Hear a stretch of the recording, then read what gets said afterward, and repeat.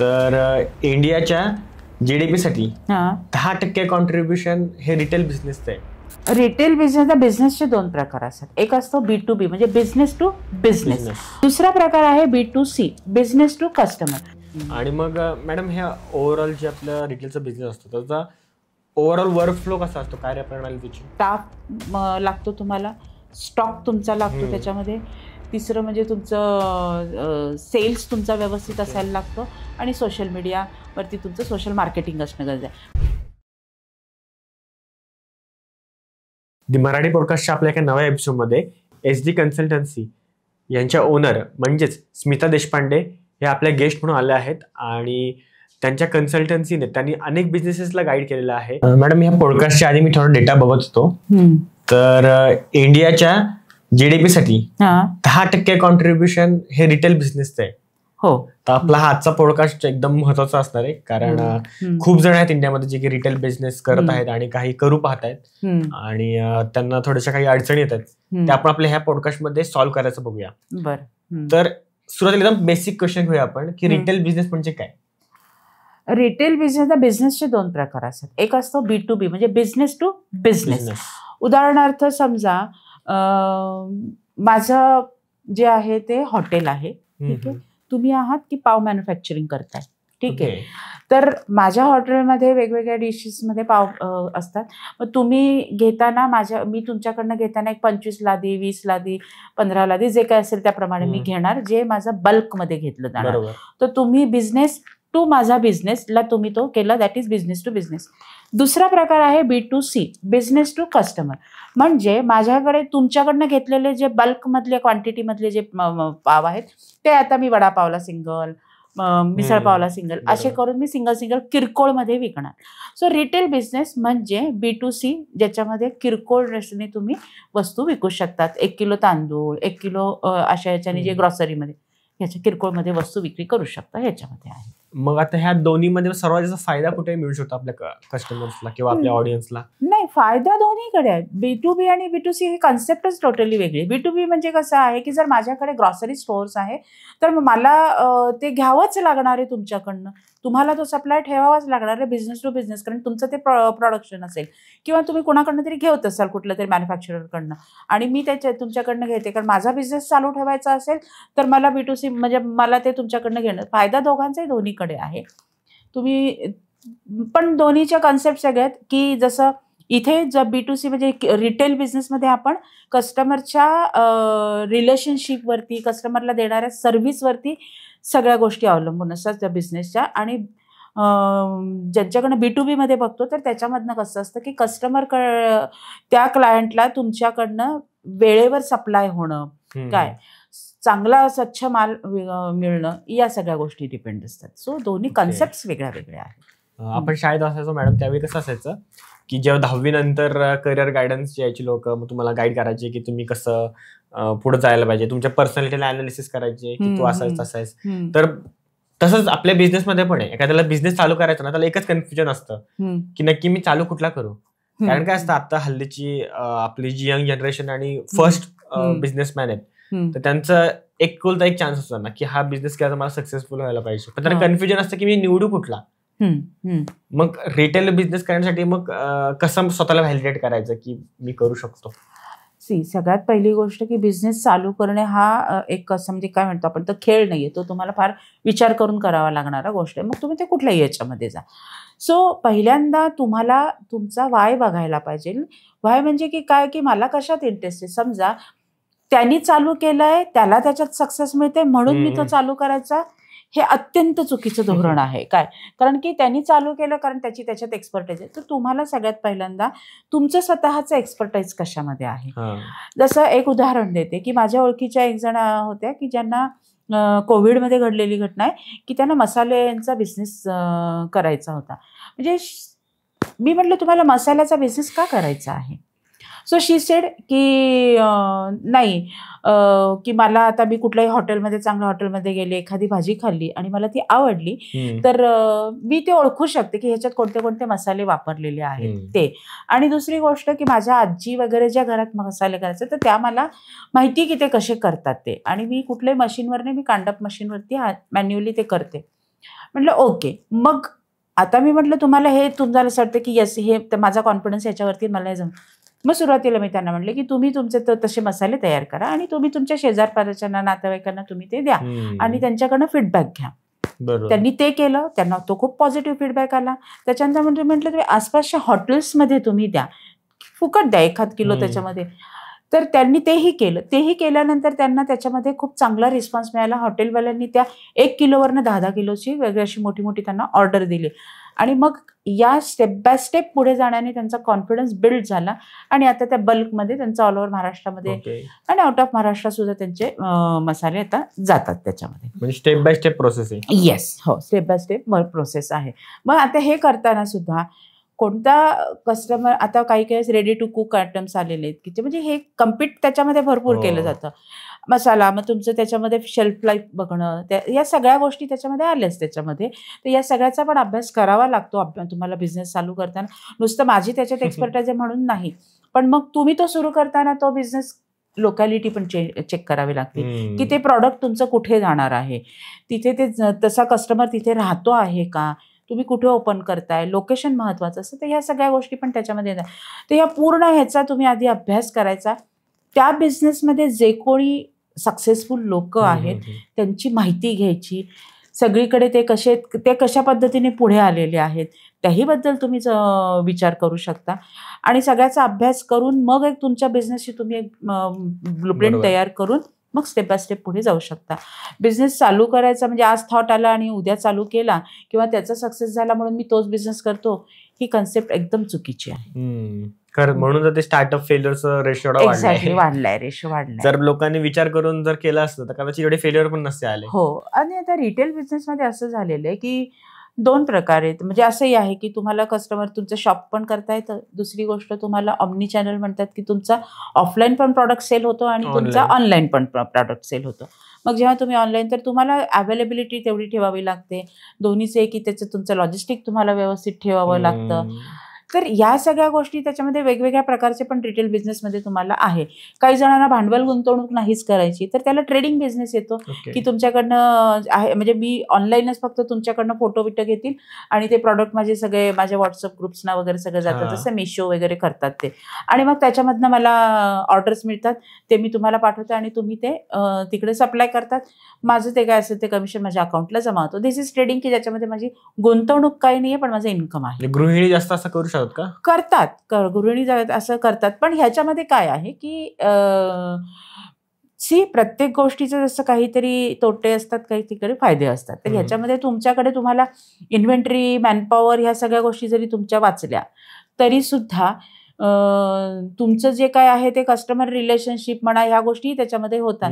पण तरी सुद्धा तुमच्या कमिशन्समध्ये ह्याच्यामध्ये तुमच्या कितीतरी गोष्टी तुमच्या जातात. म्हणजे जिथे तुम्ही तुमच्या बिझनेसमध्ये तुम्ही इन्व्हेंटरी ठेवून थोडंसं केलं तर जर तुम्हाला त्या सगळ्याच्या मागे जर 100 रुपये मिळणार असेल तर ह्याच्यामध्ये तुम्हाला 70 रुपये, 30 रुपये, 40 रुपये असं हे होतं. कारण की मोठी अमाऊंट ही त्या ऍपकडेच जात असते ना, असं आहे ते. जेवढं कष्ट तेवढे जास्त पैसे. म्हणजे ट्रेडिंग हा फक्त कमिशनवरती होऊ शकतो. असं आहे की तुम्हाला तेवढंच आहे की नाही बाबा मला घरात बसून एवढंच आहे, मला काही स्टॉक बिक हे करायचं नाही, मला काही प्रोडक्शनमध्ये हे करायचं नाही, मला काही कुठला ब्रँड तयार करायचा नाही, पण मला काहीतरी इन्कम सोर्स पाहिजे आहे. So they can do that. ट्रेडिंगचं असं आहे. आणि मग ते ट्रेडिंगचं पण आहे. मग काही जणांच्याकडनं तुम्ही हे पण असतं की रिसेल करणं. तुमच्याकडे भरपूर समजा कुर्तीज आहे तर तुमच्याकडनं मी ते कुर्तीज बल्कमध्ये घेणार आणि मग मी इथे एक्झिबिशन टू एक्झिबिशनमध्ये सुरुवात करणार त्याची आणि मग घरामध्ये ठेवून करणार. तर महिला जास्त जण अशाही पद्धतीचे करतात बिझनेस. तर हे आहे. रिसेलमध्ये फारसं स्किल्ससुद्धा तुम्हाला कस्टमरला तुम्ही तुमच्या त्या प्रॉडक्टची पूर्ण माहिती घेऊन तुम्हाला ते बोलावं लागतं, हे करावं लागतं. नाही तर मी कुर्ती तुमच्याकडनं घ्यायची आणि ती विकायची, पण मला फॅब्रिकचीच माहिती नाहीये. काय ते फॅब्रिक ते कसं वापरायचं, वापरण्याच्या त्यांचं इन्स्ट्रक्शन्स काय आहे, याही गोष्टी जर मला माहिती नाहीये तर मला कस्टमर माझा हॅम्पर होईल त्याच्यामध्ये. तर मला पूर्ण नॉलेज घेऊनच त्या गोष्टीमध्ये सुद्धा उतरावं लागतं.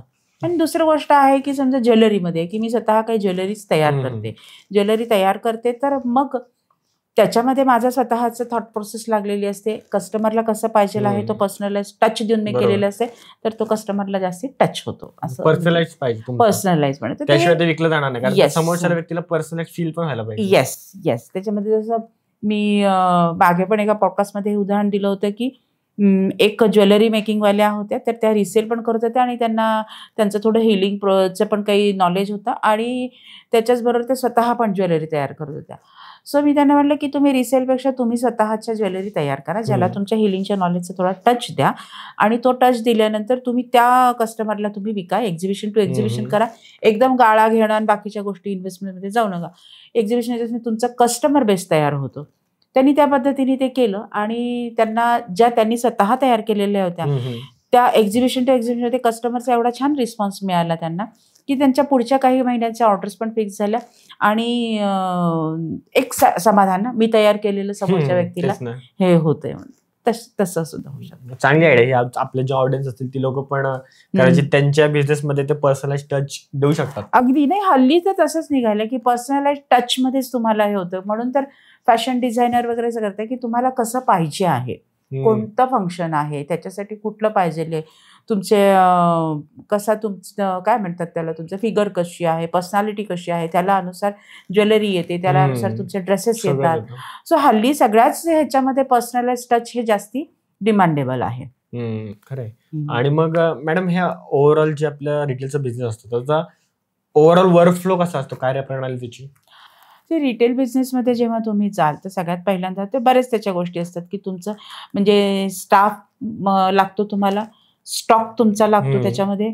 तिसरं म्हणजे तुमचं सेल्स तुमचा व्यवस्थित असायला लागतो आणि सोशल मीडियावरती तुमचं सोशल मार्केटिंग असणं गरजेचं आहे. म्हणजे ह्या 4 गोष्टींवरती तुमचं 4 पिलर आहेत म्हणलं तरी हरकत नाही की तुमच्याकडे जागा आहे मग तिथे तुम्ही छानपैकी स्टॉक डिस्प्ले वगैरे चांगले करून काउंटर तयार करून तिथे तुम्ही तुमचं बिझनेस प्रॉडक्ट तिथे केलेलं आहे, मांडले. दुसरी गोष्ट तुमच्यामध्ये मग तुम्ही सेल्ससाठी चांगले स्किल्ड पर्सन्स तिथे तुम्ही हे केलेले आहेत. त्याच्यानंतर कस्टमरशी सुद्धा तुम्ही टार्गेट कस्टमर तुमचा ठरवून तुम्ही त्याप्रमाणे हे केले आणि तुम्ही तिथल्या तिथे नाही करत, तुम्ही सोशल मार्केटिंगमध्ये पण तुम्ही स्वतःच्या बिझनेसला बोलतायत सगळीकडे. बरोबर. तर कारण सोशल मार्केटिंगमध्ये, सोशल मीडिया मार्केटिंगमध्ये आता फायदा काय आहे की मी माउथ टू माउथ पब्लिसिटीने लिमिटेड लोकांपर्यंत पोहोचेल, पण सोशल मीडिया मार्केटिंगमध्ये मी लार्ज स्केलवरती पोहोचू शकते काही तासांमध्ये. सो त्याच्यामुळे तुम्हाला ह्या 4ही गोष्टी त्याच्यामध्ये मेंटेन कराव्या लागतात त्याच्याकडे रिटेल बिझनेसमध्ये. मग त्याच्यामध्ये तुमच्याकडे सिस्टीम्स असणं गरजेचं आहे. सिस्टीम म्हणजे मी कॉम्प्युटर सिस्टीमबद्दल नाही बोलते की तुमच्याकडे स्टाफला हायर करताना त्यांची काय क्वालिफिकेशन्स असायला पाहिजे, काय कॅलिबर्स असायला पाहिजे, ह्याच्याकडे असेल तर प्रत्येक डिपार्टमेंट्स असतात. अकाउंट डिपार्टमेंट असतं, इन्व्हेंटरी डिपार्टमेंट असतं, परचेस डिपार्टमेंट असतं, अशा वेगवेगळे डिपार्टमेंट्स असतात. तर त्या प्रत्येक डिपार्टमेंटच्या तुमच्याकडे सिस्टीम आणि प्रोसेस तुमच्याकडे असणं गरजेचं आहे. त्या सिस्टीम प्रोसेसप्रमाणे स्टाफला त्याचं नॉलेज देणं गरजेचं आहे. प्रत्येक स्टाफला मला काय करायचं आहे ह्याच्या जेडीच तुमच्याकडे असणं गरजेचं आहे. सो ह्या प्रत्येक गोष्टीमध्ये इन्व्हेंटरी मॅनेजमेंट आहे. त्याच्यामध्ये इन्व्हेंटरी मॅनेजमेंटमध्ये खूप सारं घेऊन ठेवलं आणि ते जर सेल नाही झालं तर तो माल ओल्ड होतो. सो आता कसं आहे की काही प्रॉडक्ट्स असे आहेत की ज्याचं तुम्ही जसं ज्वेलरीमधलं आहे तर ज्वेलरीमध्ये तुम्ही गोल्ड म्हणा, सिल्वर म्हणा, ह्या गोष्टी आहेत तर मेल्ट करून तुम्ही पुन्हा ते रियूज करू शकता. पण तेच फॅब्रिकमध्ये तुमचं नाही करू शकत. जर समजा तुमच्याकडे ते जास्त शिल्लक राहिलं तर एक तर ते तुम्हाला कमी किमतीत विकणं ह्याच्याशिवाय दुसरा पर्याय राहतच नाहीये. सो तुमची इन्व्हेंटरी मॅनेजमेंट असणं पण खूप गरजेचं आहे. किंवा माझ्याकडे कोणत्या सीझनला काय चालतं, कोणते प्रॉडक्ट्स माझ्याकडे जास्ती चालतात, येणारा कस्टमर कसा आहे, त्यांना काय आवडतं, ह्याच्याप्रमाणे तुमचं ते अभ्यास तुमच्या बिझनेसचा तुमचा असणं गरजेचं आहे. त्याप्रमाणे तुमची इन्व्हेंटरी मॅनेजमेंट, परचेस बास्केट तयार करणं सुद्धा गरजेचं आहे. सर ही खूप इम्पॉर्टंट गोष्ट आहे. म्हणजे काय ज्वेलरीमध्ये ऍटलिस्ट मोल्ड करून तुम्ही काहीतरी काढू तरी शकता ना, तर हे डायरेक्ट लॉसमध्ये. कस्टमर सर्व्हिस हा सगळ्यात हल्लीकडे महत्त्वाचा भाग झालेला आहे की एक सिस्टीम प्रोसेस मी शिकवते नेहमी की कस्टमर टच पॉईंट प्रोसेस म्हणतो की कस्टमरच्या एंट्री टू एक्झिट या ह्याच्यामध्ये जिथे जिथे कस्टमर सर्व्हिसचं येतं तिथे तुम्ही असं काहीतरी आउट ऑफ द बॉक्स द्या की कस्टमरला माझ्या साड्यांचं दुकान आहे, शेजारी साड्यांचं दुकान आहे, त्याच्या पलीकडे पण साड्यांचं दुकान आहे. तर माझ्याकडे मी जर अशी कस्टमर सर्व्हिस एक आउट ऑफ द बॉक्स जाऊन त्यांना दिली, काय चहा विचारणं, पाणी विचारणं, तर हे आता कॉमन झालेलं आहे. पण माझ्याच याच्यामध्ये मी असून जास्त काय देऊ शकतो त्याच्यामध्ये, याप्रमाणे जर तर कस्टमर तुमच्याकडे येण्यासाठी, नाही तर ह्याही दुकानात साड्याच मिळतात, त्याही दुकानात साड्याच मिळणार आहेत, पलीकडच्या दुकानात, तर तुमच्या USP वरती पण, रिटेलमध्ये तुम्हाला असताना तुमच्या USP वरती पण काम करणं गरजेचं आहे. कस्टमर सर्व्हिस तुमची स्ट्रॉंग आणि चांगली आउट ऑफ द बॉक्स त्याच्यामध्ये देणं गरजेचं आहे. महत्वाची गोष्ट त्याच्यामध्ये अजून एक की तुमचं पॅकेजिंग पण खूप चांगलं असणं गरजेचं आहे. पॅकेजिंग सुद्धा तुमच्या, कारण की तुम्ही ज्या पॅकेजमध्ये तुम्ही देता तर कस्टमरची घरी सुद्धा ती पॅकेज तुमच्याबद्दल म्हणजे बोलत असतं तुमच्या प्रॉडक्टबद्दल. सो ती हे काय बऱ्याच माझ्या मैत्रिणी किंवा माझ्या ओळखीचे असे पण आहेत की एखादं वाढदिवसाचं गिफ्ट आलं तर ते पॅकेजिंग आहे, पार्सल जे आहे ते वरचं पॅकेजिंग ओपन करताना त्याला कुठे डिस्टर्ब होऊ देत नाही, आणि ते जेवढं आकर्षक तेवढी आतल्या प्रॉडक्टची क्युरिओसिटी वाढते. तर अशा पद्धतीने तुम्ही हे बऱ्याच गोष्टी आहेत त्याच्यावरती तुम्हाला आपल्याला रिटेल बिझनेसमध्ये लक्ष देणं खूप गरजेचं आहे त्याच्यामध्ये. कारण रिटेल बिझनेसमध्ये कॉम्पिटिशन पण तेवढीच आलेली आहे ना, स्पर्धक पण तेवढेच आलेले आहेत. सो त्या गोष्टींनी पण तुम्हाला कस्टमरशी म्हणा किंवा तुमच्या प्रॉडक्टवरती, तुमच्या स्टाफवरती, सगळ्या गोष्टींवरती लक्ष देणं गरजेचं आहे. आणि मॅडम मगाशी तुम्ही म्हणत होता की ऑनलाईन पण तुम्ही बिझनेस चालू करू शकता, ऑफलाईन करू शकता. तर बऱ्याच जणांना कन्फ्युजन असतं, जेव्हा सुरुवात करतो तेव्हा ऑनलाईन करावी असं प्रत्येकाला वाटतं. तर ऑनलाईन की ऑफलाईन, तुमचं काय मत आहे मग, रिटेल बिझनेस कसा करावा? नाही, हल्ली दोन्हीवरती चालू असतं, पण ऑफलाईन मध्ये काय असतं की अजूनही काही कस्टमर असं आहे की त्यांना ऑनलाईन वरती ते जाणं येणं, गर्दी, हे सगळ्या गोष्टी अवॉइड करण्याकरता ते ऑनलाईन मध्ये घेतात.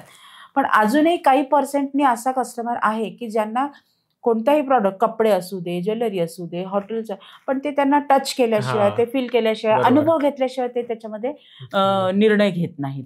त्याच्यामुळे तुम्हाला दोन्हीवरती असणं गरजेचं आहे. जसं ज्वेलरीमध्ये मी म्हणते की सोनं हे अजून ऑनलाईन फार विकले जात नाहीत दागिने, ठीक आहे, चांदी विकली जाते, पण सोनं नाही विकलं जात, कारण की तो प्रेशियस मेटल आहे. ट्रस्ट प्रेशियस मेटल आहे. बायकांना ते स्वतःचं ट्रायल केल्याशिवाय, हे केल्याशिवाय त्याच्यामध्ये. इव्हन कपड्यांच्या बाबतीमध्ये पण असे की ऑनलाईन वरती बऱ्याच जणांचं काही वेळेस अनुभव असे येतात की ते मागवतात एक आणि आलेलं एक असतं. अशाही काही गोष्टी असतात. तर तुम्ही जी ऍप्स तुम्ही त्याच्याद्वारे घेतायत तर ते सुद्धा तुमचं स्टँडर्ड असलं तर तुम्हाला हा प्रश्न येत नाही. पण काही वेळेस ह्याही घटना घडू शकतात. म्हणून लोकांचं काय होतं की नाही, मला साड्या घ्यायच्या तर ते बघितल्याशिवाय असे जसं साड्या कपड्यामध्ये 1000 रुपयाची वस्तू घेतली आणि किंवा 700-800 रुपयाची घेतली, पण ती जर समजा तो कपडा खराब निघाला तर फारसं दुःख होत नाही. पण तेच 10,000, 20,000 हजारच्या साड्या जर समजा ऑनलाईन घेतल्या आणि त्याच्यामध्ये काही जर फॉल्ट आला तर काय करणार, म्हणून तशा साड्या अजून तरी लोक म्हणजे काही 2% कस्टमर तिथे आहे. त्याच्यामुळे दोन्हीवरती असणं गरजेचं आहे आणि कस्टमरला दोन्हीमध्ये सर्व्हिस महत्वाची आहे. ऑनलाईन मध्ये तुम्ही ऍपद्वारे जर समजा करत असलं तर तुम्हाला तुमचा कस्टमर कोण आहे हे कळत नाही काही वेळेस, पण ऑफलाईन मध्ये तुम्हाला कस्टमरशी 1-on-1 इंटरॅक्शन देता येतं, कस्टमरशी रिलेशनशिप वाढवता येते, माउथ टू माउथ पब्लिसिटीने ते तुमच्याकडे अजून कस्टमर घेऊन पण येऊ शकतात. असंही आहे त्याच्यामध्ये. मला असं वाटतं मॅडम की ऑनलाईन बिझनेसेस आहेत ना, ते एक प्रकारे तुमचं मार्केटिंग स्ट्रॅटेजी आहे. आता म्हणजे माझं जो हॉटेल आहे तर त्या हॉटेलला तर मला एका वेळी सिटिंग कॅपॅसिटी 1000चीच आहे. 10,000 जणांना तर दाखवू शकत नाही की माझ्याकडचं जेवण कसं आहे. भले ते बेस्ट क्वालिटी असेल. मग हे झोमॅटो, स्विगी हे काय करतात, भले त्यांनी मार्जिन घेतलं पण त्या व्यक्तीला माझ्या हॉटेलमधला चव कशी आहे ते समजतं. आणि जेव्हा त्याला ते समजतं ना तर तो बरोबर येतो त्या एरियात आला का, कुठे जायचं त्याला चॉईस करायचं, तो माझ्याकडेच येणार.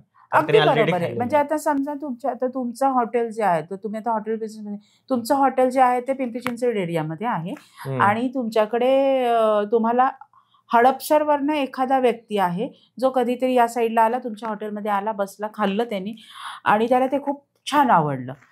मग तो जेव्हा ऑनलाईन कधी तिथे मागे, अरे मला प्रत्येक वेळेस तर मला त्या हॉटेलमध्ये जाणं शक्य नाही, पण तो सर्च करणार आणि तुमच्याचकडनं तो मागणार, भले त्याला एखादा वेळ लागू दे.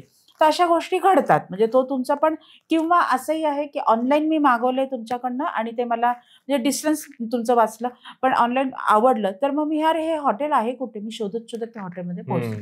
सो दोन्हीचे एकमेकांना काय म्हणतात ते, असं दोन्ही एकमेकांना पूरक आहेत आणि दोघांच्यामुळे एकमेकांना मदत पण होऊ शकते. एखादं नवीन स्टार्ट करणारे शक्यतो बघावं की दोन्ही साईडला मी कसं माझा हात आता ऑनलाईनचं कसं आहे, कॉर्पोरेट सेक्टरमध्ये असतात की त्यांच्या शिफ्ट असतात, थकून गेलेले असतात. आता बरं मोठ्या मोठ्या शहरांमध्ये मोठा प्रवास करून घरापर्यंत पोहोचणं असतं.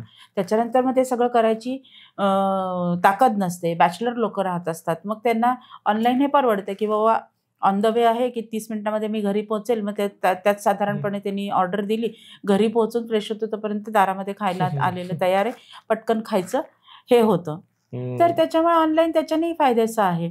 पण चला आज संडे वीकेंड कुठेतरी फिरत जाऊयात म्हणून गेलो आणि मला छान एखादं हॉटेल दिसलं, तिथे बसून मी खाल्लं. ऑफलाईन त्याच्यासाठी उपयोगी आहे असं. आणि आता तर तुम्ही म्हटलं अर्धा तासामध्ये, आता ते ब्लिंकिट आणि ते पिनकोड आणि अजून काही ऍप आले झेप्टो वगैरे, ते 5-10-15 मिनिटातच ते येतात. हो. आता बिग बास्केट म्हणजे असं आहे की आता माझ्याच घरी आहे की मला पावभाजी करायची आहे काय, तर मला पण पाव खाली जाऊन आणायला कोणी नाही किंवा मला ते जायला तेवढं नाही. मग मी ते बिग बास्केट हे 10 मिनिट्समध्ये तुमच्याकडे डिलिव्हरी देतं म्हणून आहे. तर मग मी बिग बास्केटवरती पावची ऑर्डर देऊन टाकते आणि माझी इकडे सगळ्या भाज्या बिज्या चिरी तोपर्यंत पाव माझ्या दारात हजर. ह्याचा कसा फायदा घेऊ शकतो रिटेल बिझनेस? फायदा आहे. रिटेल बिझनेसमध्ये नाही. मग रिटेल बिझनेसमध्ये काय आहे की त्याच्यामध्ये तुम्हाला कुणाकडचे पाव आहेत हे मला माहिती नाही आणि किंवा पाववाल्याला माहित नाही की ते कुणाकडे चाललेले. ठीक आहे, म्हणजे तुम्हाला तुमचा कस्टमर माहिती नाहीये. फायदा पण आहे की तुमचा सेल वाढतो. तोटा हा आहे की तुम्हाला एंड कस्टमर कळत नाही असे. शिवाय या ऍप्सवरती तुमची डिपेंडन्सी राहते. ठीक आहे. थर्ड, त्यांच्या कमिशन्समध्ये तुमचं प्रॉफिट जातं. तर ते फायदे पण आहेत, तोटे पण आहेत सगळ्या ह्याच्यामध्ये. ऑफर पण खूप द्यायला सांगतात ते. येस, हो. म्हणजे तुम्ही म्हणतात तसं झोमॅटोवरती वगैरे, झेप्टो आहे, झेप्टो आहे, ब्लिंकिट आहे, बिग बास्केट आहे. आता माझ्याकडे एक ऍप आहे किसान म्हणून, तर त्याच्यामधनं सुद्धा मी भाजी मागवते. अगदी शेतकऱ्यांच्या शेतातनं आलेली भाजी असते आणि ती मी मागवते. रात्री मी संध्याकाळी 7-8 वाजता की उद्या सकाळच्या भाजीलाच काही नाहीये. मग त्यांच्याकडे टाइम स्लॉट्स असतात, सकाळी 7 ते 10 आणि असे असतात. मी सकाळी 7 ते 10च्या स्लॉटमध्ये मी मागवली. उठून माझं सगळं पहिला चहा होतोपर्यंत माझ्या दारामध्ये भाजी तयार आलेली असते. मी भाजी करू शकते. पण ते मग त्यांना परवडतं कसं? कारण भाजी तर तुम्ही दिवसाला 500-600 रुपयाची नसाल मागवत. नाही, आठवड्याची तर मागवली जाते. जी आठवड्याची तुम्हाला 500-600 मध्ये तर आरामात, म्हणजे आजकालच्या भावांप्रमाणे 400-500ची तरी ती होऊनच जाते. त्यांच्याकडे मग त्यांचं असं आहे की बाबा तुमची 200 रुपयाच्या वर, म्हणजे काही जणांचं असं की 200 रुपयाच्या वरती तुम्ही केलं तर तुम्हाला फ्री डिलिव्हरी असंही असतं ना त्याच्यामध्ये. सो त्याप्रमाणे ते लोक हे करतात. पण म्हणजे या ऍप्सचा फायदा पण आहे, तोटा पण आहे की तुम्हाला एंड कस्टमर कळत नाही असं आहे. की बाबा मला जर समजा तुमच्याकडनं मी ऑनलाईन नेहमीच मागवती आहे तुमच्या हॉटेलमधलं हे, तुम्हाला माहिती नाही चेहऱ्याने कोण स्मिता देशपांडे आहेत. ठीक आहे ना, रिलेशन की माझ्याकडनं महिन्यातनं 10 वेळेस यांच्याकडे माझं जातंय प्रॉडक्ट, हे तुम्हाला माहिती नाहीये काय. पण स्मिता देशपांडेला माहितीये की बाबा ह्यांचं हॉटेल खूप चांगलं XYZ नावाचं आहे आणि त्याच्याकडनं मला टेस्ट आवडली, मला हे अमुक मिसळ खायची, तर मी यांच्याच हॉटेलमधली मागवणार असं. आणि आता आपण आपल्या कॉन्व्हर्सेशन लक्षात आलं की हे सगळे जे ऍप आहेत ते डिस्काउंटवर काम करतात. हो. पण हे जे आपले रिटेल बिझनेसवाले आहेत त्यांनी डिस्काउंट कसं द्यावं, त्यांची रणनीती काय असावी त्या डिस्काउंटच्या मागं? डिस्काउंट हा काय आहे प्रकार की कस्टमरला अट्रॅक्शन करणं काय. आता ते डिस्काउंट ठरवताना तुम्ही तुमच्या मार्केट सगळ्या मार्जिन्सचा पण विचार करणं गरजेचं आहे बेसिकली. आणि किंवा पर्सनली म्हटलं तर मी स्वतः डिस्काउंटला फार फेवर करत नाही. काय कारण काय, तुमच्या प्रॉडक्टमध्ये दम असला तर तुमच्याकडे कस्टमर तुमच्याकडे येऊन घेऊनच जाणार आहे डिस्काउंट. पण चला ठीक आहे, काही रिलेशन्स आहे किंवा मी जर एखाद्या तुमच्याकडे वर्षातनं 4 वेळेस 5 वेळेस 6 वेळेस मोठी खरेदी करत असेल, सो त्याच्यामध्ये तुम्ही तो रिलेशनशिप मेंटेन करायला मला काहीतरी डिस्काउंट देतायत. माझ्या ओळखीमुळे तुमच्याकडे अजून 4-10 कस्टमर वाढत आहेत म्हणून तुम्हाला ते परवडतं आहे. अशा पद्धतीने तुम्हाला कस्टमर तुमच्याकडे असेल तर तुम्ही त्याला डिस्काउंट देऊ शकता. कारण की तो रिलेशनशिप मेंटेन करण्याचा सुद्धा तो एक काय म्हणतात ते सोर्स आहे त्याच्यामध्ये. पण मग डिस्काउंटमध्ये पण तुम्ही देत असाल तर ते तुम्हाला कॅशमध्ये असेल तर तुम्हाला ते परवडणार आहे, क्रेडिटमध्ये असेल तर तुम्हाला परवडत नाही. डिस्काउंट स्ट्रॅटेजी देताना द्यायला हरकत नाही, पण विचार करणं खूप गरजेचं आहे त्याच्यामध्ये. आणि मग आपले जे आता व्ह्युअर्स आहेत त्यातले कोण आता ट्रेंड शोधत असतील की मला बिझनेस चालू करायचा आहे, सध्याचं जे काही ट्रेंड्स आहे तर रिटेल बिझनेस मध्ये काय चालू आहे सध्या, ट्रेंड्स काय चालू आहे? ट्रेंड्स या टेम्पररी असतात. ठीक आहे. आता रिटेल बिझनेसमध्ये म्हटलं तर रिटेल बिझनेस नाही पण बेसिकली पर्टिक्युलर एखादा म्हणजे फॅब्रिकचा बिझनेस आहे किंवा हम्म. बुटीक आहे, तर त्याच्यामध्ये तुम्हाला की कुठल्या साड्यांचं आहे, सो तुम्हाला ते सीझन वाईज आहे. थंडी आहे तर तुम्ही कुठले स्वेटर्सचं तुमचं जर आहे तर तिथं तसं आहे, किंवा मग तुमच्याकडे उन्हाळा आहे तर मग तुम्हाला कॉटनचे कपडे जास्ती ठेवावे लागणार आहे. तो सीझनवरती त्या प्रमाणची ट्रेंड. मग आता तुम्ही कॉटन जर ठेवत आहात उन्हाळ्यामध्ये, तर मग त्यावेळेस काय ट्रेंड्स आहेत ड्रेसिंगच्या, त्याप्रमाणे तुम्हाला त्या फॅशनच्या म्हणा तर त्याप्रमाणे तुम्हाला ठेवणं लागतं. तसं प्रत्येक बिझनेसमध्ये, रिटेल बिझनेस असू शकत नाही, पण प्रत्येक बिझनेसमध्ये मग त्याच्याकरता तुम्हाला मार्केटचा अभ्यास असणं खूप गरजेचं आहे. कुठे कुठे काय चाललेलं आहे. समजा काही वेळेस असं की काही छोट्या छोट्या गावांमध्ये असतं की पुण्या मुंबईला ज्या फॅशन चालतात त्या त्यांच्याकडे 6 महिन्यानंतर येतात. पण मग जर मी तिथे त्या गावामध्ये पुण्या मुंबईचं जर जे आता सध्या चालले ते जर मी माझ्यापर्यंत पोहोचले, कारण सोशल मीडियाद्वारे लोकांपर्यंत ऑलरेडी पोहोचलेलं असतं, पण त्यांचं पुण्या मुंबईमध्ये जाणं जर होत नसेल तर त्यांच्याकडे ते लवकर येत नाही. पण ते चालणाऱ्या त्या ट्रेंड्स जर मी आत्ता माझ्या गावातल्या दुकानामध्ये ठेवलं तर कस्टमर माझ्याकडे येण्याच्या शक्यता वाढतात.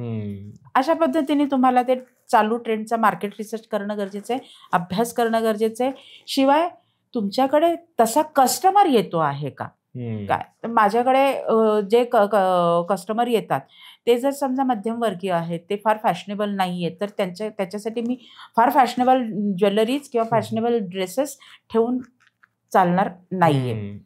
किंवा तुमचं हॉटेल आहे, तुम्ही हॉटेलमध्ये ज्या सोसायटीमध्ये राहतात तिथे सगळं साधारण असं कुठल्या तरी ब्राह्मण, महाराष्ट्रीयन असे कुटुंब आहेत की ज्याच्यामध्ये व्हेज खाणारे जास्ती आहेत, नॉनव्हेज खाणारे कमी आहेत.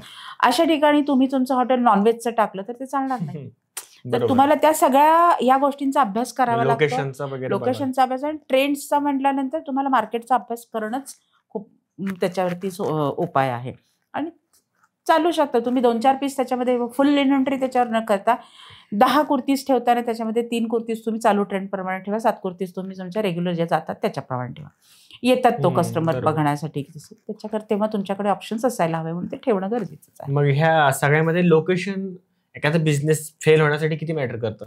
खूपच मॅटर करतं ना, कारण की लोकेशनमध्ये मी तेच सांगितलं की समजा मी गावाच्या बाहेर कुठलं तरी एखादं बुटीक काढलेलं आहे काय, तर गावातल्या लोकांनी माझ्यापर्यंत येण्यासाठी एक तर मला तिथे कारण देणं गरजेचं आहे. नाही तर गावामध्ये जर भरपूर मोठं कापड मार्केट आहे आणि तिथे मला जर भरपूर ऑप्शन्स आहेत तर मग मी गावाच्या बाहेर का जाणार.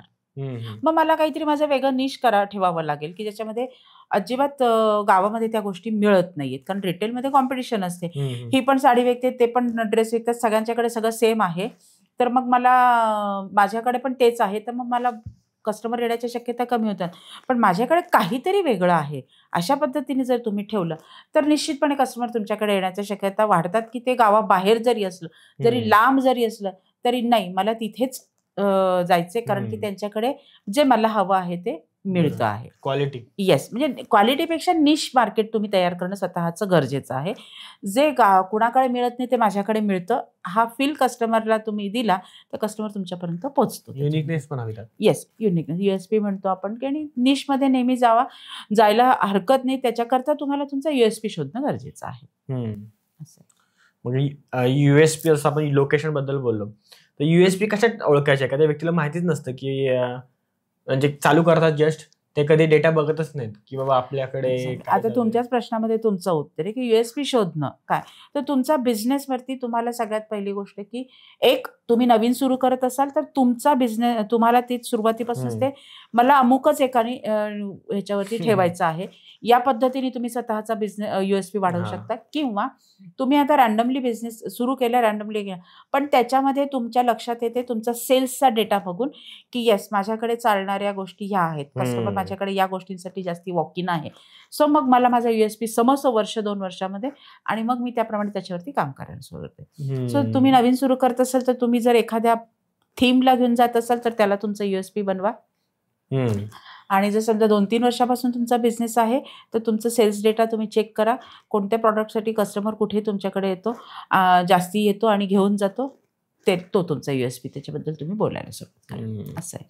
आणि पूर्वी कसं असायचं मॅडम की पहिल्यांदा प्रोडक्ट लॉन्च व्हायचं, आणि नंतर त्यासाठी मार्केट डिसाईड केलं जायचं. पण आता हे काय होतं की पहिलं मार्केट क्रिएट करतात आणि मग प्रोडक्ट लॉन्च करतात. म्हणजे मार्केट क्रिएट करायला ते मार्केटिंगचा वापर करतात. मी आजकाल बघतो फोन वगैरे, जसं नथिंगचा फोन आला होता, ते मागं लाईटी होत्या वगैरे, त्यांनी ऑलरेडीच त्या प्रोडक्टसाठी मार्केट तयार केलं होतं हो की हा वेगळा फोन आहे, हा वेगळा फोन आहे, हा अँड्रॉइड सारखा नाहीये ना, हा बरोबर आहे. ऍपल सारखा, हा वेगळाच काहीतरी फोन आहे. हे बरोबर त्यांनी मार्केट तयार केलं मार्केटिंगने त्यांच्या हो सगळ्या हो युट्यूबर्सला वगैरे सगळ्यांना हो घेतलं, हो त्यांना म्हटलं की आमच्या फोन सांगा, हे करा ते करा, हम्म, आणि हम्म. हाईप निर्माण केली हो बरोबर आहे. आणि मग फोन लॉन्च केला हो आणि तो लगेच विकला गेला. बरोबर आहे. हा मग ही मार्केटिंग किती इम्पॉर्टंट राहील रिटेल बिझनेस? खूपच बिझनेस ह्या, कारण की मी तेच म्हटलं ना की तुम्ही तुमच्यामध्येच गप्पा मारल्यासारखं आहे जर तुम्ही मार्केटिंग न करता बिझनेस करत असाल तर.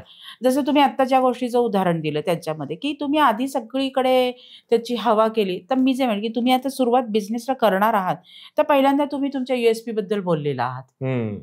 USP बद्दल बोललेला आहात, तुमच्या प्रॉडक्ट बद्दल तुम्ही सगळ्यांशी बोललेले आहात, लोकांच्या मनात क्युरिओसिटी पण झालेली, लोकांच्या मनामध्ये ते घेण्याची हे पण झाले. जसं तुम्ही बघा आता ते PS4 PS5 हे जेव्हा लॉन्च सेल होतात, तर म्हणजे माझ्याच घरामध्ये माझा मुलगा जेव्हा त्याला PS5 घ्यायचं होतं तर त्यांनी 3 मोबाईल, 1 लॅपटॉप एवढी सिस्टीम वरती सगळं त्यांनी लॉग इन करून ठेवलं होतं की त्याला फटाफट सगळीकडे जिथे जिथे त्याचा, कारण की ते विदिन काही फ्रॅक्शन ऑफ मिनिट्समध्ये ते सगळ्या ऑर्डर्स बुक होऊन जातात. सो ही तुमची काय आहे, क्रेज तयार केलेली आहे. तुमच्या प्रॉडक्टच्या बद्दल तुम्ही आधी बोलून बोलून तुम्ही क्रेज तयार केलेली आहे. मग कस्टमरच्या मनामध्ये ते घेण्याच्या इच्छा तयार केलेल्या आहेत आणि कस्टमर त्याला ते नीड आहे का गरज आहे, हे नीड आहे का ते डिमांड आहे हे न बघता ते घेतं, कारण की तो फोमो फोमो येऊ शकतो त्याच्यामध्ये, आपण असं म्हणू शकतो. तर ते तुमच्या मनात क्रिएट केलेले म्हणून. आणि मग ह्याच्याच करता मार्केटिंग कोर्स आहे. जरी तुमचं तसं नाहीये पण तुमचा एक बनाया बिझनेस आहे आणि तुमच्याकडे, माझ्याकडे रोजचं 30 वॉकिंग आहे, त्याच्यामध्ये मग महिन्याचं 1000 वॉकिंग आहे. त्यात 1000 वॉकिंगवरती डिपेंड राहून माझा बिझनेस वाढणार नाहीये. तुमच्या बिझनेस ग्रोथ करता तुमच्याकडे नवीन कस्टमर येणं गरजेचं आहे. तुमच्याकडे नवीन कस्टमर यायला हवा असेल तर तुम्हाला मार्केटिंग करणं गरजेचं आहे. मार्केटिंग करत असताना तुम्हाला तुमच्या USP वरती बोलणं गरजेचं आहे. तुमच्या प्रॉडक्टला तुमचा हिरो करणं गरजेचं आहे. तर या सगळ्या गोष्टी त्याच्याशी रिलेट होतात. पण मार्केटिंग हा सगळ्यात महत्त्वाचा भाग आहे. मार्केटिंगमध्ये सुद्धा ATL, BTL असे 2 प्रकार असतात. ATL म्हणजे तुम्ही होर्डिंग, पेपर ॲड वगैरे जे देतात ते, आणि BTL म्हणजे की ज्याच्यामध्ये तुमच्या कस्टमरशी पर्सनल इंटरॅक्शन्स असतात. हे की तुमच्या तिथे तुम्ही एक छोटासा इव्हेंट ठेवलेला आहे की त्या इव्हेंट करता कस्टमर्सना तिथे बोलवलं आहे. की जसं आता ज्वेलरी फील्डमध्ये मी बघते मंगळसूत्र महोत्सव ठेवतात, का बँगल्स महोत्सव ठेवतात, की ज्याच्यामध्ये महोत्सव म्हटले की कस्टमर येतात, बघतात, व्हरायटी बघायला मिळते आणि मग कस्टमर घेण्याच्या शक्यता वाढतात त्याच्यात. सो तसंच तुम्हाला तुमचं BTLमध्ये तुम्ही कस्टमरशी पर्सनल इंटरॅक्शन्स करतात ना, या छोट्या छोट्या इव्हेंटद्वारे किंवा अशा गोष्टींद्वारे तुम्ही ते मार्केटिंग वाढवू शकतात, ज्याच्याने तुमचा रिच वाढतो. माउथ टू माउथ पब्लिसिटीला तुम्हाला ते काम करतं, मदत करतं, असं आहे.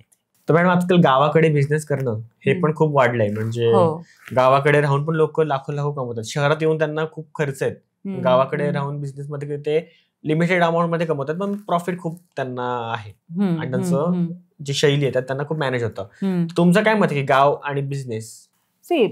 गाव आणि बिझनेसमध्ये सगळ्यात मोठा, गाव आणि शहरमध्ये दोन्ही सगळ्यात महत्त्वाचा फरक असा आहे, शहरामधल्या लोकांचे चॉईस वेगळे आहेत, राहणीमान वेगळं आहे आणि त्यांच्याकडे वेळ कमी आहे असं त्यांचं म्हणणं असतं.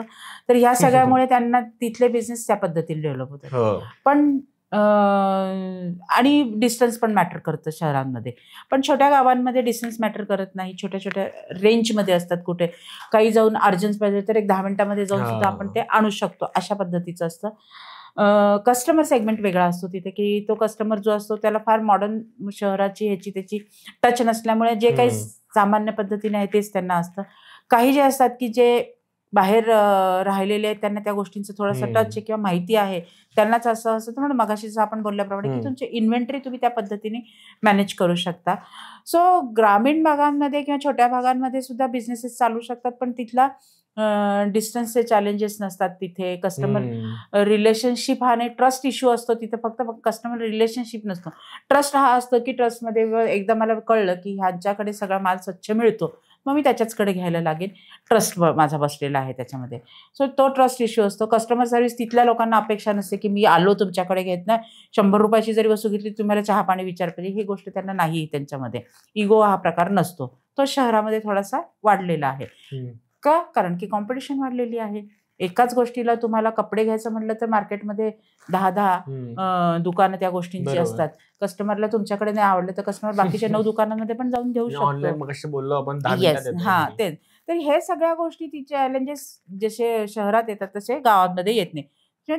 आणि प्रत्येक ठिकाणचा कस्टमर सेगमेंट पण वेगळा आहे. दोन्ही ठिकाणी चांगल्या पद्धतीने बिझनेस जर तुम्ही तिथल्या वातावरणाशीचा अभ्यास करून, मार्केटचा अभ्यास करून केला तर दोन्ही ठिकाणी बिझनेस खूप चांगले चालू शकतात.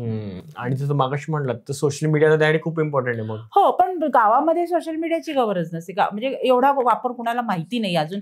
तेवढं छोट्या गावांमध्ये डिजिटलायझेशन झालेलं नाही. किंवा छोट्या गावातून सगळी लोक मोठ्या शहरामध्ये आलेली, तिकडे म्हातारे वगैरे लोक राहिले जातात, असं पण झालंय. असं सुद्धा आहे की बाबा माझे जी आता सध्याची जी जनरेशन आहे तर ती तुमच्या जनरेशन एजची म्हणा किंवा तर ते सगळेजण शहरांमध्ये आलेले आहेत आणि शहरांमध्ये त्यांना कारण अपॉर्च्युनिटीज जास्ती आहेत ज्या गावांमध्ये नाही आहेत.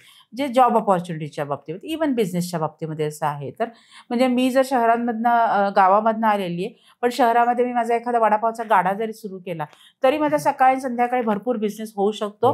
कारण की बॅचलर लोक असतात, ऑफिसला जाणारे असतात, हे सगळेजण पटापटा तिथे जाऊन येऊन खाऊन देतात. 20 रुपयाचा 25 रुपयाचा मी जो काही ठेवेल त्याच्या मागे मला जर पर वडापाव 5-5 रुपये जरी मिळत गेलं तरी माझा सकाळचा संध्याकाळचा बिझनेस चांगला होऊ शकतो. हीच गावामध्ये असं नाहीये त्याच्यामध्ये. तर ह्या अपॉर्च्युनिटीच्या दृष्टीने शहरांमध्ये बिझनेसेस म्हणा किंवा जॉबसाठी लोक येतात तर ते त्याच्यासाठी येतात. म्हणून मग तिथला जो क्लास आहे. पण एक हे आहे की बाबा मी शहरामध्ये राहतो, माझं लग्न होणार आहे तर माझ्या गावातच होणार आहे. ठीक आहे, पण माझ्या गावामध्ये जर मला जे शहरांमध्ये मी अनुभव घेतलेला आहे ते जर माझ्या गावांमध्ये मला मिळत नसेल तर मी पुन्हा शहराकडेच धावणार खरेदीला, जे मला महाग पडणार. पण तेच जर माझ्या गावामध्ये तुम्हाला मिळत असेल, जसं मी माझे क्लायंट आहेत की मलकापूरमध्ये त्यांचं ज्वेलरी स्टोअर. आज मलकापूरचे लोक म्हणजे बुलढाणा साईडचं की त्यांना काही खरेदी करायची म्हणली चांगली तर जी तुमच्यासारखी ज्वेलरी तर ती जळगावला पडत होती. पण आज त्यांनी त्यांचं ज्वेलरी स्टोअर अशा पद्धतीने केलेलं आहे की लोकांना तो जळगावच्या शोरूम मध्ये गेल्याचा फील येतो. अशा पद्धतीने त्यांनी ते तयार केलेलं आहे. आपल्या इथे शिक्रापूरला सुद्धा आहे. शिक्रापूरला सुद्धा त्यांनी अशी ज्वेलर्स आहेत की त्यांनी अशी शोरूम तयार केलेली की लोकांना वाटतं की हे पुण्यातल्याच एखाद्या ब्रँडेड शोरूम मध्ये आपण आहोत. सो तसं तुम्ही तुमच्या गावामध्ये एखाद बिझनेस आपण जर केले तर मग ती जनरेशन गावामध्ये येणार नाही, कारण की त्यांच्या शहरामध्ये येणार नाही, कारण की आई वडिलांचा ट्रस्ट हा गावात असतो आणि मुलांना शहराची चकाचौंध दाखवत असते. पण तेच जर तिथे जर मिळत गेलं तर तर तिथेच जर मिळालं तर आई वडिलांचंही समाधान होईल आणि तुमच्या जनरेशनच्या लोकांना जे हवं असतं ते सुद्धा तिथे मिळेल. सो ह्या गोष्टी प्रत्येक वेळेस तुम्हाला अभ्यास करून तशा आधुनिक पद्धत जेवढी झेपेल आपल्या कस्टमरला ती तुमच्या बिझनेसमध्ये तुम्हाला गावांमध्ये आणणं गरजेचं आहे. शहरामध्ये तर आजचं जे आहे ते उद्या राहत नाही, त्याच्यामुळे त्या पद्धतीने स्वतःला बदलत राहणं गरजेचं आहे. तर आता आपण एकदम महत्त्वाच्या मुद्द्याकडे येऊया. काय होतं, बरेच पॉडकास्टमध्ये म्हणा, बऱ्याच रील्समध्ये म्हणा, सगळे आजकाल इन्फ्लुएन्सर्स आहेत ते असेच नॉलेज घेऊन झाले. युट्यूबवर बघा, कुठे रील बघितली ती मी रिप्लिकेट केली तर बोलून टाकले. तर त्यामध्ये ना बिझनेस चालू करायला नियम काय आहेत किंवा तुमच्याकडे काय बेसिक गोष्टी असाव्या हे खूप कमी जण सांगतात. तर ते आपल्या ऑडियन्सला सांगायचं ना, रिटेल बिझनेस चालू करायचं त्यांना कुठल्या कायदे किंवा परवाने त्यांच्याकडे असावेत. एक आहे सगळ्यात पहिली गोष्ट की तुमचं बिझनेसचं लायसन्स, शॉप ॲक्ट म्हणा वगैरे ज्या गोष्टी असतात ते तुम्हाला असणं गरजेचं आहे. मुळात तुम्ही येताना बऱ्याच गोष्टी असतात की तुमच्या बिझनेसचे जे हे शॉप ॲक्ट लायसन्स वगैरे आहेत ते आहे, तुमचं रजिस्ट्रेशन असणं गरजेचं आहे. टॅक्सेस बद्दल तुम्हाला माहिती असणं गरजेचं आहे की जीएसटी कसा कंपल्सरी आहे, तुमच्या बिझनेसमध्ये किती % जीएसटी लागणार आहे याची तुम्हाला माहिती असणं गरजेचं आहे. सिस्टीमद्वारे, सॉफ्टवेअर्सद्वारे ह्या सगळ्या गोष्टीचे पण काही परमिशन्स असतात तर त्याही तुम्हाला घेणं गरजेचं आहे. तो अशा बऱ्याच गोष्टी आहेत की जे तुम्हाला, आणि गव्हर्नमेंट तुम्हाला आजकाल ही सगळी माहिती तुम्हाला गुगलवरती माहिती झालेली आहे. नाही तर तुम्ही आता कंपनी सेक्रेटरी जे असतात किंवा जे तुम्हाला तुमचा बिझनेस कुठल्या पद्धतीने प्रायव्हेट लिमिटेड करायचा आहे, लिमिटेड करायचा आहे, LLP करायचं आहे, ह्याच्याबद्दल तुम्हाला गायडन्स करणारे काही तज्ज्ञ असतात तर त्यांचं मार्गदर्शन घ्या.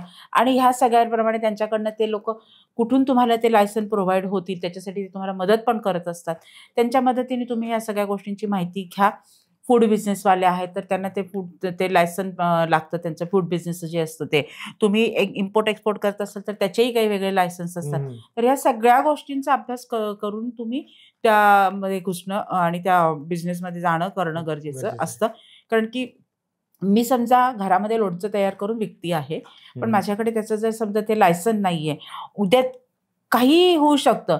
लोणचं खराब असणं सगळं माझ्याकडे ते चांगलं राहणार आहे, पण एखाद्याच्या घरामध्ये कोंदट वातावरण आहे, सनलाईट नाहीये, तर तिथे ते खराब होऊ शकतं. मग ते लोणच्यावरती येणार. लोकं असं नाही कबूल करणं किंवा मग त्या लोणच्यावाल्यांना फूड लायसन आहे का? तुमचं त्याच्या सगळ्या ह्या गोष्टी तुम्हाला विचारणं गरजेचं विचारले जातं. तर त्याच्याकरता त्यांचं ते असणं गरजेचं आहे, की हे आहे. म्हणजे मग सेकंड काय किंवा तुमच्या घरातलं वातावरण असं आहे, की ज्याच्यामुळे तुमच्या वस्तू घरातल्या पदार्थ लवकर डिफेंड करू शकतो. करू शकतात. सो त्याच्यामुळे तुमचं ज्याही बिझनेसमध्ये तुम्ही आहात त्याचे त्या गोष्टींचे लायसन्स आहेत. त्या गोष्टींचे लायसन्स घ्या. पहिल्यांदा तुमचं बिझनेस रजिस्ट्रेशन करा तुम्ही आणि त्या टॅक्सेस त्याच्यासाठी जे काही कंप्लायन्सेस असतात त्यासुद्धा तुम्हाला करणं गरजेचं आहे. आणि ह्या सगळ्याचा अभ्यास करूनच तुम्ही मग बिझनेस सुरू करू शकता. तर त्यावर सगळ्यामध्ये तुम्ही जे बोललात तर मला एकच गोष्ट लक्षात आली, की at the end of the podcast आपण हे जाणून घेऊया, की बरेच जण काय चुका करतात माहिती का, की स्वतः करत राहतात. त्यांना वाटतं की मीच बरोबर करतोय, म्हणजे आपण म्हणतो स्ट्रॉबेरी वाली दुनिया, की मी करतोय ते सगळं बरोबर करतोय. बरोबर आहे. आणि त्यांना वाटतं की माझं काहीतरी बरोबर होतंय, पण ॲट द एंड चुकतात. आणि जेव्हा लॉस होतो बिझनेसमध्ये तेव्हा त्यांचे डोळे उघडतात, की अरे हे मी नव्हतं करायला पाहिजे होतं. बरोबर आहे. तर अशा वेळी कन्सल्टंट किंवा एखादा थर्ड पर्सन हा किती इम्पॉर्टंट राहू शकतो ह्या बिझनेसेसना गाईड करण्यासाठी? राहू शकतो, कारण महत्वाचाच असतो. कारण हल्ली काय झालेलं आहे, की एक तर कॉम्पिटिशन आहे, पुन्हा तुम्ही तुमच्या बिझनेसकडे तुमच्या दृष्टीने बघत असतात. कन्सल्टंट असतो किंवा कोच असतो तो थर्ड आय असतो, जो तुम्हाला त्या बिझनेसकडे बघण्याची एक वेगळी दृष्टी देतो. जो तुमचा कस्टमर पण नाहीये, जो तुमचा मित्र पण आहे, तो तुम्हाला एक थर्ड आय जसं की तुम्ही जे बघत नाहीत त्या कन्सल्टंटला दिसत असतं. जसं सीसीटीव्ही कॅमेरा जे म्हणतो ना आपल्याला कॅप्चर, तर त्या गोष्टीने तुम्हाला त्याच्यातले लूपहोल्स तो कोच सांगू शकतात. ग्रोथ प्रमाणे तुम्हाला कसं जायला हवं, तर त्याप्रमाणे ते तुम्हाला ते गायडन्स करत असतात. कारण की काही वेळेस काय होतं, की मी आता भरपूर पैसा टाकलेला आहे बिझनेसमध्ये आणि मला तसे रिटर्न्स मिळत मी फ्रस्ट्रेशन मिळतो. मग माझी थॉट प्रोसेस पण तीच बनत जाते. पण त्याचं रिझन शोधण्यामागे मी जात नाही. कोच किंवा कन्सल्टंट तुम्हाला ते रिझन दाखवून देतात, की हे कारण असं आहे, मग तुला हे टाळायला हवं किंवा ह्याच्यावरती हे सोल्युशन आहे, हे कर आणि ह्याच्याने तू पुढे जा. तर या पद्धतीने तुम्हाला कन्सल्टंट, कोच हा तुमच्या बिझनेसमध्ये काही वर्ष घेणं खूप गरजेचं आहे. एकदा तुमचा तो फ्लोमध्ये लागला, कारण की बिझनेसमध्ये चा अभ्यास करताना मला एक वाक्य माझं मी ऐकलेलं आहे, लक्षात आहे, वाचलेलं आहे पुस्तकामध्ये, की तुमचा बिझनेस हा 1000 दिवस तुमची परीक्षा असते. त्या 1000 दिवसामध्ये तुम्हाला सगळ्या स्टेजेस बघाव्याच लागतात त्याच्यामध्ये. तुम्हाला त्याच्यामध्ये डाऊनफॉल पण येऊ शकतो, तुमचा अप पण येऊ शकतो. डाऊनफॉल राहून तुम्ही गिव्हअप नाही करू शकायचं आणि तुमचं प्रॉडक्ट खूप छान चालले तर त्याच्यावरती तुम्ही अरे आता बस माझा बिझनेस सेट झाला हे नाही म्हणायचं. तुम्हाला 1000 दिवस तरी तुमचा बिझनेस हा त्याच्यावरती भरपूर फोकस करून निघायचं. मग 1000 दिवसांनंतर मग हळूहळू तुम्हाला तुमच्या बिझनेसची स्टॅबिलिटी कळते आणि काय करावं अजून पुन्हा नवीन हे सुद्धा कळतं.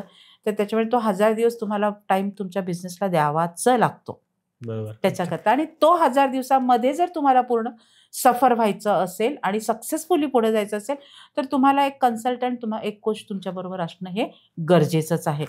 कारण कन्सल्टंट, कोचला तुमची जी फीस जाते ती सुद्धा एक प्रकारची बिझनेससाठी दिलेली इन्व्हेस्टमेंट आहे. ती सुद्धा तुमची बिझनेससाठी केलेली आहे. तुम्ही तुमच्या मी जसं मार्केटिंग का आवश्यक आहे, मार्केटिंग करताना तुम्ही कशा पद्धतीने केलं पाहिजे हे सुद्धा तुम्हाला कोच, कन्सल्टंट सांगू शकतात, जे तुम्हाला माहिती नसतं. आता मी बघितले बरेचसे लोकांच्या सोशल मीडियावरती येतं तर जस्ट ते प्रॉडक्टचे फोटो बस, पण त्याच्याबद्दल कंटेंट गरजेचा असतो. तो तुमच्याकडे कंटेंट त्याच्यामध्ये नाहीये, तर तो तुम्हाला सर्व्हिसेसच्या बाबतीमध्ये पण असं असतं, की सर्व्हिसेस तुम्ही देता तर सर्व्हिसेस तुम्ही व्यक्तीला पर्सनल ब्रँडिंग केलं की त्याच्या ऑटोमॅटिकली ती काय करते हे येतं आणि त्याची सर्व्हिसेस येतात. सो ह्या पद्धतीने तुम्हाला तो कसा तुमचा बिझनेस मार्केटिंग करायला पाहिजे हे सुद्धा कन्सल्टंट आणि कोच सांगत असतात. म्हणून ती तुमच्या बिझनेसची एक इन्व्हेस्टमेंट असते, ते असणं खूप गरजेचं असतं. ज्यावेळेस तुम्हाला आता तुम्हाला त्या गोष्टींची गरज नाहीये, तुम्ही तुमचं थोडं सस्टेन करू शकता हे आलं, तेव्हा तो कोच स्वतःच सांगतात की आता तुम्ही पुढे जा, थांबा असे असतात. आणि बरोबर. तसेच ऑनलाईन कोर्सेस पण बरेच आता हल्ली निघालेले आहेत की जे तुम्ही छोटे, जसं तुम्हाला पण माहिती आहे की तुम्ही आता ह्याच्यामध्ये अंकुर वारकू आहे, हो. तर त्यांच्या ऑनलाईन कोर्सेस किती छोट्या छोट्या अमाऊंटवरती Startup 1500 चे वगैरे. किती की त्याच्यातनं तुम्हाला बरंच नॉलेज मिळू शकतं. सुरुवातीला तुमची कन्सल्टंट कोच अफोर्ड करण्याची जर समजा कपॅसिटी, तर तुम्ही त्या छोट्या छोट्या कोर्सेसमधनं तुम्ही बघा. सगळ्याच ठिकाणी तुम्हाला त्या बऱ्याच YouTubeमध्ये किंवा Googleमध्ये तुम्हाला इन्फॉर्मेशन्स पण हल्ली बऱ्याच मिळायला लागलेल्या आहेत. त्या थ्रू तुम्ही जा आणि मग जेव्हा तुम्हाला असं वाटेल की आता माझी कपॅसिटी झाली, तेव्हा तुम्ही कोच आणि हे घ्या. पण तज्ञ लोकांचं मार्गदर्शन, त्यांचे सोशल मीडियाच्या रील्स, त्यांचे YouTubeवरच्या रील्स, हे व्हिडिओ बघून बघून तुम्ही नक्कीच स्वतःला ग्रो करू शकता. आणि कन्सल्टंट तुम्हाला कोच असणं हे आवश्यक पण आहेच आहे तेवढ्या ह्याच्यामध्ये. मग तुम्ही ते कुठल्याही मार्गाने घ्या असं आहे. तर मस्त उत्तर दिलं मॅडम. एकदम म्हणजे आपल्या लोकांच्या ज्या सगळ्या प्रॉब्लेम्स आहेत ते एकदम कमी होतील. अगदी Exactly. संपणार नाहीत, हो, पण ते स्किप कमी तरी करू नक्कीच शकते. नक्की एक मार्ग तरी मिळतो त्याच्यात. आणि सुरुवात कशी करावी, आणि जे आपलं पहिल्यांदाच डिस्कशन झालं होतं हं. की बरेचसे बिझनेसमॅन असतात ते फर्स्ट जनरेशन आहेत आजकाल, हो, कारण हो. सगळेजण जे बिझनेस करायला येतात, हो, हो. तर त्यांना खूप हेल्प होईल ह्या पॉडकास्टची. धन्यवाद मॅडम, तुम्ही आमच्या पॉडकास्टवर आलात. तुम्ही मला इथे बोलवलं ह्याच्याबद्दल तुमचे धन्यवाद. माझं नॉलेज सगळ्यांपर्यंत पोहोचवण्यासाठी तुम्ही खूप मदत केली आज मला. Thank you madam. Welcome. I hope तुम्हाला व्हिडिओ आवडला असेल तर लाईक करा, कमेंट करा आणि चॅनलला सबस्क्राईब जरूर करा. कारण जेवढं तुम्ही चॅनलला सबस्क्राईब कराल आणि आपले सबस्क्रायबरचे नंबर वाढतील, तेवढे अजून चांगले चांगले गेस्ट आपण आपल्या चॅनलवर आणू शकतो आणि तुम्हाला अजून माहिती देऊ शकतो. म्हणून सबस्क्राईब करून जाणून घ्या आपल्या माणसांच्या गोष्टी आपल्या मराठीत, फक्त आणि फक्त दी मराठी पॉडकास्टवर.